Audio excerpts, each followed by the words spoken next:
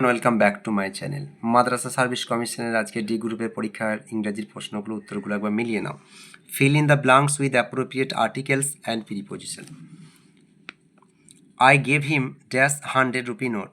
এ 100 rupee note হবে। B aware of pickpocket. Of বসবে preposition হিসাবে। Plural form of loaf. লোফের plural form হবে লোভস। আর ফার্নিচারের প্লুরাল ফর্ম হবে ফার্নিচারই হবে, এটা কোনো পরিবর্তন হবে না, ফার্নিচার। এইবার দেখো, write down the opposite meaning of disclose. ডিসক্লোজের অপোজিট মিনিং কী হবে? ডিসক্লোজ মানে প্রকাশ করা, এর অপোজিট মিনিং হবে হাইড, গোপন করা, লুকানো, অথবা কনসিল হতে পারে, কনসিল। আর্লির বিপরীত শব্দ কী হবে? আর্লির বিপরীত শব্দ হবে লেট। পরেরটা দেখো, give past tense of put. পুটের পাস্ট ফর্মও পুট। পুটের যে পাস্ট ফর্ম আছে সেই পাস্ট ফর্মটা হচ্ছে পুট। মানে ওই তিনটে রূপই, পুট পুট পুট, পাস্ট প্রেজেন্টও পুট, পাস্টও পুট, আর পাস্ট পার্টিসিপেলও হচ্ছে পুট। ইটের পাস্ট ফর্ম, ইটের পাস্ট ফর্ম হচ্ছে এট।